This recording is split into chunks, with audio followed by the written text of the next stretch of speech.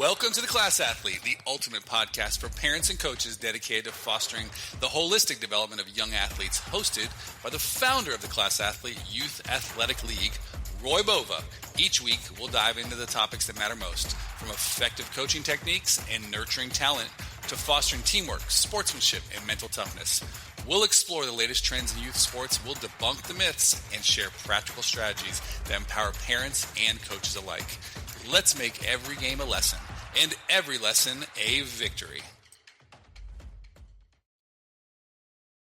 Hey everyone, it's Patrick Sirmeyer with the Class Athlete Podcast. I do not have my co-host Roy Bova here today, but I am very, very thankful because as we're recording this in May, we are coming up on summertime. In fact, I've got one of my very good friends, also a fellow youth and sports development coach and trainer, and Mr. David Pringle. You might recognize the name because I've had him on the podcast months ago. In fact, as we were just getting off the ground, we brought David on because there were so many topics we wanted to discuss with him. And if you haven't listened to that episode, I will certainly put the link here in the show notes of the description to listen to that one. There was a lot of great topics. One that him and I were just discussing was that one of the key moments we discussed was how we wanted to make sure that regulating the emotions of young athletes and children is probably one of the most overlooked topics because most parents are focused on developing their skill and making sure they're a champion. But you know what? When you're dealing with a youth athlete, there's a lot of things you got to consider. And so David and I, as we've kept in touch over the course of months and we talk on a regular basis, we're going to get into a new business, a nonprofit, and a growth organization that he's going to be putting together. And I'm very excited about being part of that to help him grow it as well. So all that long intro, Dave, how you doing today? Good to have you, man. What's up, Patrick? Thanks, man. I really appreciate getting another chance. Last time we talked was around summertime. We were doing some UCF baseball camps, and Carson was there, and he's just done a great job, just progressing, man. It's excited. I love watching him play, and thanks for giving me the opportunity to come on the podcast. It's great. Thank you. As you know, Carson plays in the Winter Springs Babe Ruth League, currently at the machine pitch rookie level. And he's just about to age out. But the fun thing about it is I just finished my 4th season of coaching. So my first time coaching was when he was new to that level. And then you and I had a chance to coach against each other last season. But more specifically, what I've enjoyed is that some of the players that I coach on my team, plus others within the league, are trained by you on a regular basis. And I have to say, I'm going to give kudos here, but I gave it a lot privately in some of our team meetings afterwards. But one of the people that you train, and I don't think you were there for this moment, but our team ended up winning the rec league championship, which obviously is not a huge deal to most, but to those 7 and 8-year-olds, that was the biggest deal to them, right? They want to get that little ring. But in our semifinal game, Andrew Dudrick, who's one of the kids that you've got a great relationship with the family and train him, he saved our season. I mean, like, line drive down the third base line by the number 4 hitter on the Yankees. I don't even know if Andrew's eyes were open. I don't know. He backhands the shot, catches it, and basically saves our season. Because without that guy's hitting a line drive down the line. It's probably rolling to the fence. There's 2 runners on base, and they're scoring 3. And I think at that stage they would have taken the lead. So I was ecstatic for Andrew in addition to all of his performance, but I know you were pretty excited for him as well. So. Yeah, man. And it's funny because we literally work on that play. Like there's a drill that we have where I put the kids on their knees and I force them to kind of catch the short hops. And they shy away from it at first, but once we do it, every time we train, it's part of our routine. If you've watched Major League Baseball, you've seen Ron Washington do it with his players beforehand, where he's just kind of flipping them short hops, and Andrew's just part of that same routine, just like all my guys. So whether he was scared or not, I don't know, man. He still kind of freaks out a little bit, but I know that he knew having the right fundamentals was going to give him the best shot to make that play. And he's funny, man. I'm glad that he gets in those moments, and he really progressed when I first had him a couple seasons ago. He was really first learning, and the more and more I got him to just kind of play relaxed and just to go out there and have fun, that's when he started to take off. He had really, when he would swing at the plate, he would just try way too hard, just swinging as hard as he can and getting frustrated when he didn't. And then, his response was to try to swing harder. And then it's hard for me to explain to the kids that Baseball's not like that. You can't. In football, you can hit the guy harder, but in baseball, the more you try, the harder it actually gets. That's true. So and the first thing they kind of do is they go to kind of being lazy about it, So it's like a very like fine line, a balance of like how I describe it. I describe it as being quick but not in a hurry. That's what I say. That's actually a good way to describe it. Yeah. You mentioned something that stood out to me when we went into the playoffs. Every team makes it. I remember telling myself, do everything you can to relieve the stress of these kids and let them feel like they're just there to play. And I was really particular about the words I chose to say to them, and the way I tried to make each moment feel like, hey, you guys are fully prepared for this. You had a whole season for it. Regardless of what happens, like, you're not going to be able to change the outcome. So you can just give your best. You can be intentional and focused all throughout the game. And then you're going to let the game just fall where it falls. But you can't improve much more right now, right? We're in the intention of the playoffs, and a lot of things have to go your way, as you know, in these playoff events. But I don't know if I didn't bring this up. The first game we had, the quarterfinals, was the exact opposite. The other team we were playing, the parents were absolutely intense. I mean, like, to the highest level, which everyone who knows youth sports just knows. I don't have to describe it. You know what that's like. Parents screaming at their kids. One kid was so wound up that he actually gets on second base and he shoves our player in the back. And there wasn't any like previous issues between these kids.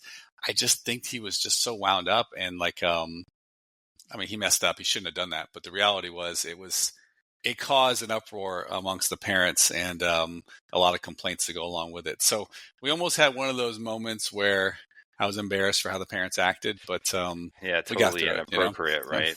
It's just like we talked about the last podcast. We talked a lot about like regulating the emotional behavior of the kids, but what my point was, the best way to be able to teach that to your kids is to model it and to emulate it, and it really comes from leadership. It just takes one parent saying, "Hey, this maybe we shouldn't be doing this, everyone."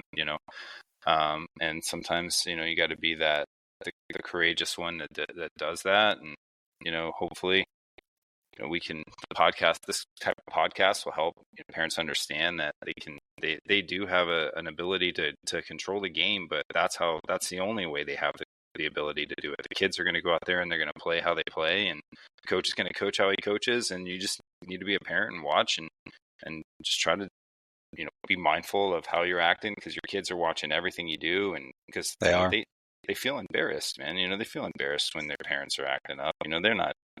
They can't do anything about it, so it's like, oh well, there goes dad again. That's so true. But that's so true. And they love their parents, so they're not gonna say, hey dad, they just get embarrassed. So.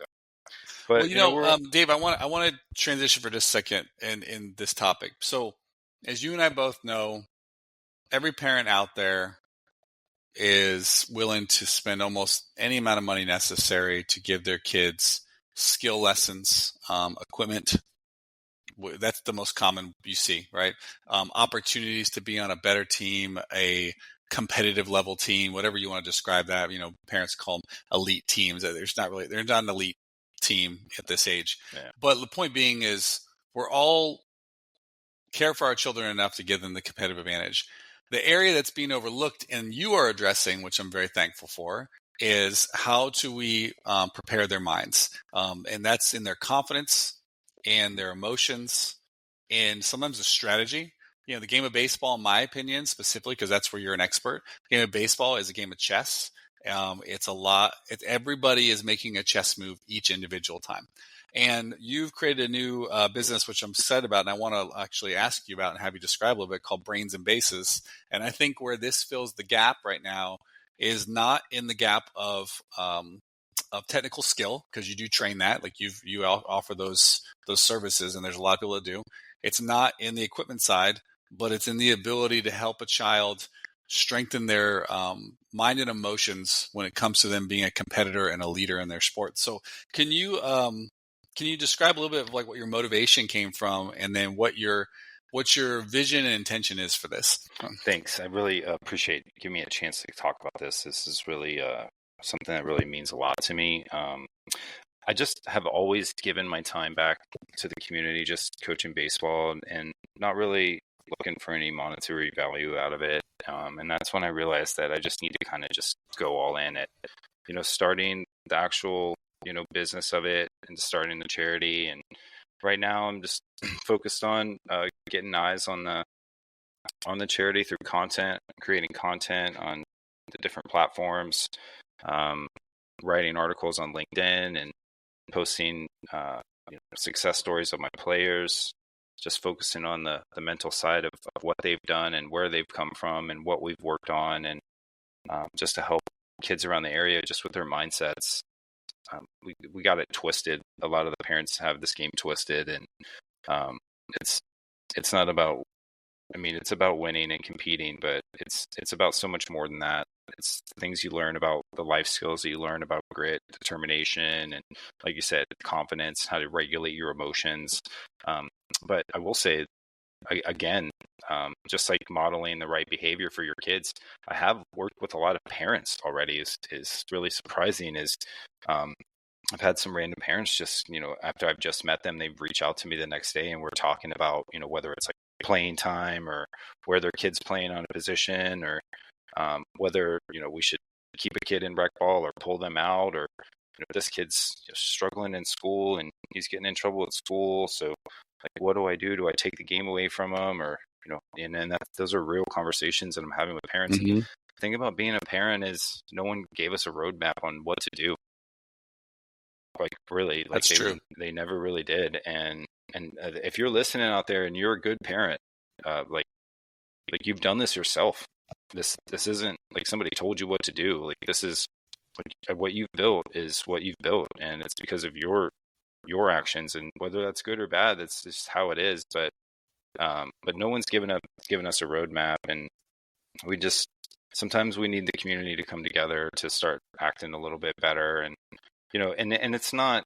It's just recognizing it, I think, is the first step. It's like, hey, we need to kind of, and we talked about this before, Patrick, but even as coaches, like we're really good at this. But even us, like sometimes, like I'll find myself being like, what are you doing? Like, and then you and you step back and you're like, okay, all right, okay, But at the same time, we got to be able to forgive ourselves. I think that's the other side of it too. But like no one's perfect, but sometimes you got to like just kind of take a step back and expect more out of yourself. And then once we start leading by example, it's just going to make our kids better. And to be honest, we're way better than most places. In Seminole County, we're way better than even the surrounding areas I've seen, or even the other sports. I've heard some stories about some youth football games that really get out of hand and stuff. But just trying to, the point of my charity is just to spread the word and to be a resource for kids and parents. Just I can't change the whole thing, the travel ball mentality and this win at all costs, get my kid a scholarship, get my kid the most NIL money they can. That thinking's not going to go away, but we can help in our community, and that's really what I'm focused on, just the grassroots part of it. And like I said, stuff that I've already done anyway, Mm-hmm. just kind of going all in on it and being a little bit more official with it. So yeah, I think it's exciting time. Let me say this: there's a gap and there's a need for it. And to give you some perspective, we're talking about youth, athletes of various ages. But if you listen, one is professional athletes in today, even collegiate organizations engage mental, coaches for performance, right?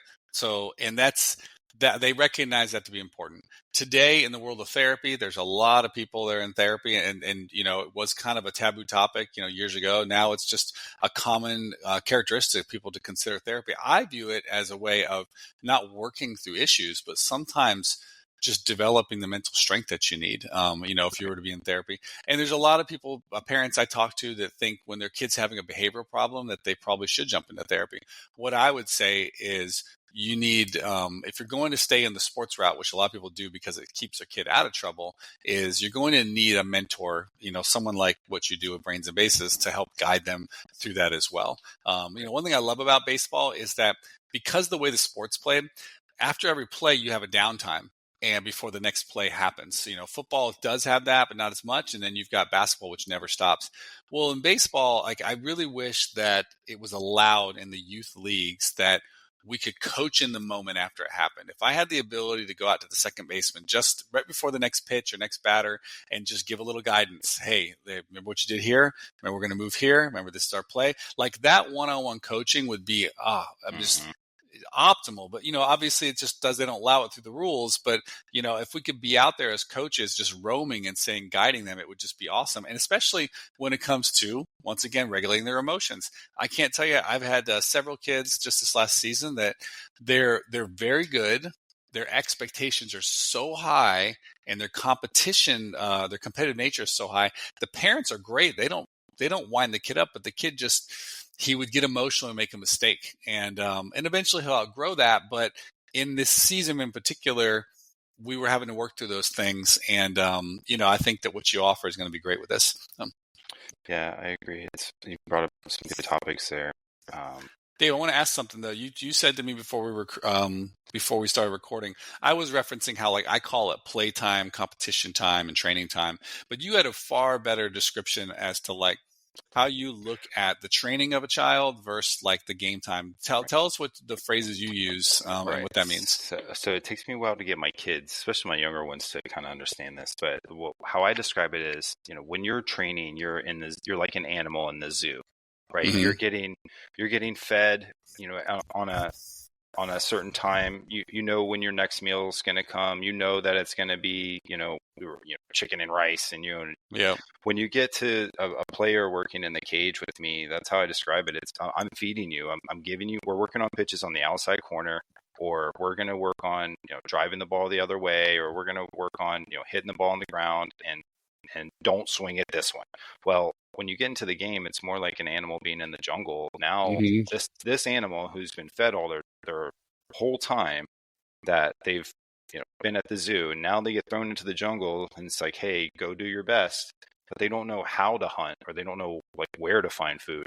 And it's the same thing for the kids. They can get in there, and you can go put them on on a pitching machine and fire them balls, and they can ding them off their metal bats, and you can hear the ding, and everybody can tell them they're doing a great job. But then in the game, when they get into the jungle and it's go time, and they're not ready for that competition, it's going to be tough. And what I've realized about kids, this is something over my 20 years of teaching and just being a mentor and a community leader, but we have a society of kids that there's not a fight or flight in them. There's more of a fawning. They kind of shut down. And I have an interesting theory about that. I feel like these kids are constantly under surveillance. Whether they're at home, they're on a camera. When if they leave their house, they're getting monitored on their apps, so you always know where they are. When they go out somewhere, they're on camera at Publix, they're on camera at school. So there's never a chance for them to actually just be a kid and really just make mistakes without this fear of getting caught or getting in trouble. And I think that's part of it. When these kids start to fawn like that, I believe, especially in the game of baseball, they think that when they strike out, they've done something wrong. Right. And just like if they, accidentally throw a rock and break their neighbor's window, and it's on camera, and now you're in trouble. So it's like, hey, you struck out, you're in trouble. Kids have a really difficult time seeing the gray areas of things. So it's hard, man. It's not something that it's just like, hey, you can sit them down and be like, hey, you need to have more fun out there. You need to stop thinking like this. And it's like, they're just in a society that just takes them out of our natural human instincts. This is the first time in human history where, we don't even let kids go outside just because, out of fear. That's so true. That's so true, man. Humans did not evolve like this. And that's what's happening with kids. And that's, it's, if you think about it, I know so many parents and their kids are great kids. They don't do anything wrong, but maybe that's a problem. Maybe they're so good that now they don't know how to like deal with something when they fail at it. They don't see it as like a learning opportunity. They see it as like, oh, I've done bad. And if they can take a step back and kind of like quantify things, say, okay, well, I got no hits out of these 4 at bats. I'm going to try to get 2 hits out of my next 4 at bats. If we can just like teach them to like move on like that, besides thinking, oh man, I'm not good enough, or Johnny's better than me, or so it's real stuff. I mean, a lot of parents, if they would understand this, because from baseball, like what you and I look for in coaching isn't always a hit. Like everyone thinks that's the success. Some people, if their kid never touches the ball, you're like, my kid hit the ball. Oh my gosh, progress. If they hit the ball and they get on base, regardless if it's an error or a hit, doesn't matter. They're like, now he's on base. I'll give you an example. I had a kid who almost most of the season I had forgotten he had never gotten on base. He was our last hitter. So he gets on base. I think he just happens to make contact, and then through a series of like a couple of hits, he makes it to third. Well, I'm coaching third base. As he gets to third base, he like runs up to the base, but he doesn't stand on it. He just stands like a 1 foot away. And this other kid's coming to tag him out. And I'm yelling, I'm like, I don't want to say his name. I'm like, foot on the base, foot on the base, foot on the base, and he's looking at me looking for guidance and direction. And then I realized, it took me an inning later, I was like, he had never been on base before.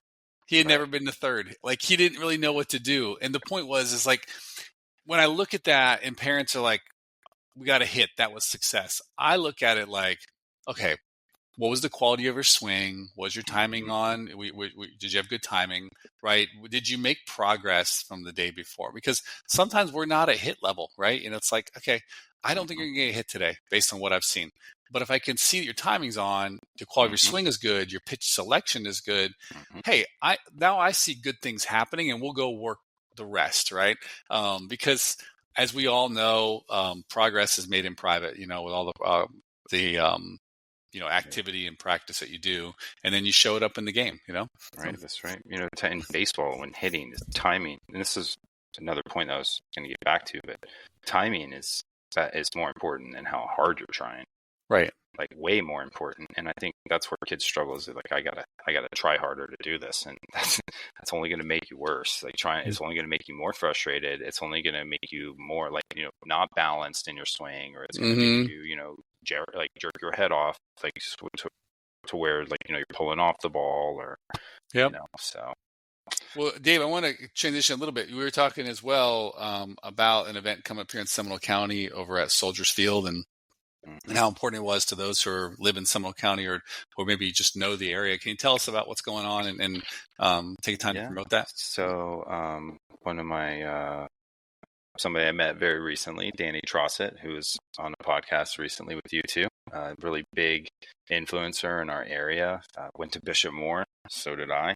We played baseball with the same program for the same coach, just a few years apart, where we didn't get to cross paths, but he's spearheading the FHSAA softball state finals are going to be held at Soldiers Creek, May 20th through May 24th. It's just a really great opportunity. It's literally right down the street, especially from our Winter Springs Babe Ruth League and Central Winds. Like you literally just ride the bike down the trail right to Soldiers Creek. But there's some of the best softball players in the state. I mean, when we talk about competition level in Florida, hands down, I would argue we're the best state in the country when it comes to baseball and softball talent. So that's just an opportunity, especially if you have kids that play and you're in the area. It's a good opportunity to come out and watch some of the best, and you'll see how they compete, and you'll see these mental skills we talk about how they deal with when they strike out, or what happens if they make an error, or what about the team that loses? How are they going to act? Like, come out and watch that. Like, show your kids, like, this is how it's supposed to look like. Because I promise you, when they get to those championship, you hit on this before, when they get to those championship games, it's you got to leave it all on the field. The hard part was getting there. And when you go to play for the state finals, like, if you can't enjoy that, then you're in the wrong sport. Like you have to just like kind of leave it out there and just go play, and like not try so hard, and just literally, because those are the moments you're going to remember for the rest of your life. And I preach this about the playoffs to all my kids, no matter how old they are. It's like, listen, this is the last game. No matter what happens, the season's going to be over.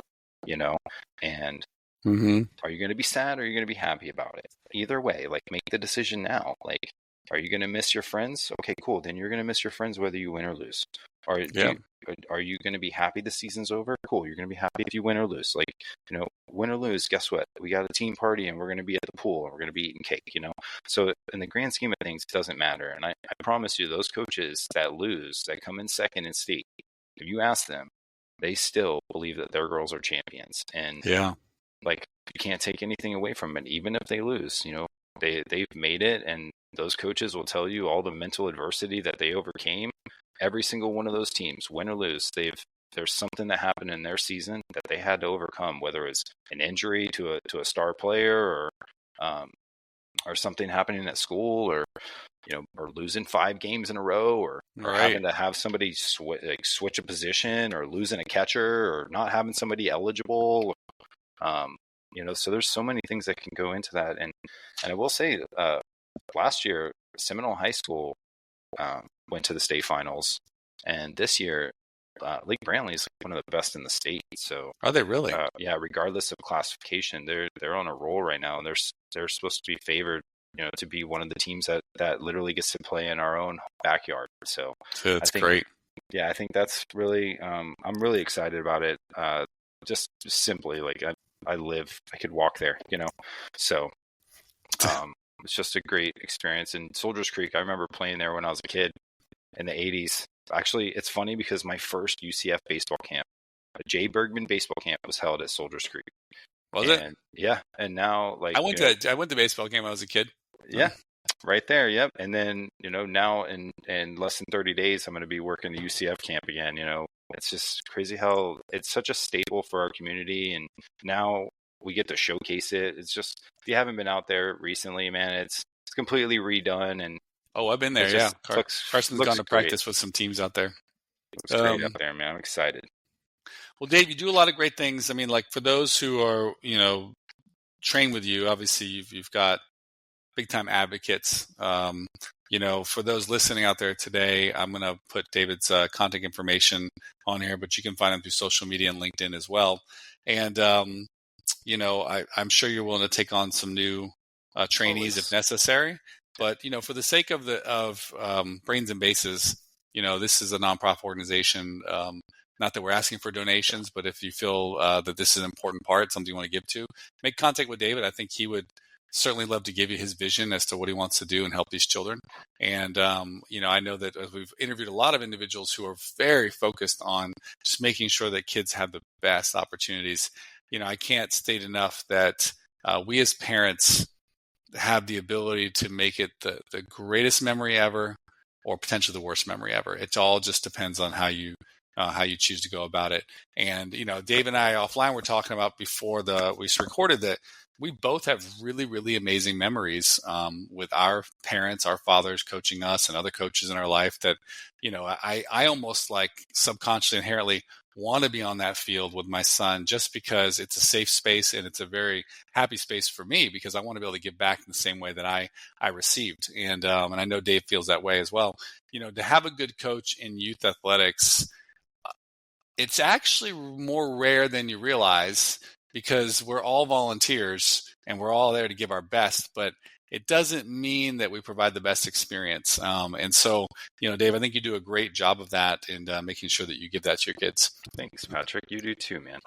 It's crazy how many times our paths have crossed in our lives, even from when we were younger in our 20s, and now, like, it's good people, like, stay in your lives for a reason. And I really believe that. And we got a lot of good people in our community. That's for sure. We definitely do. Well, that's the last thing I told our boys when they ended up winning that rec championship. I said, so you'll remember 2 things. Number 1, you'll remember your teammates.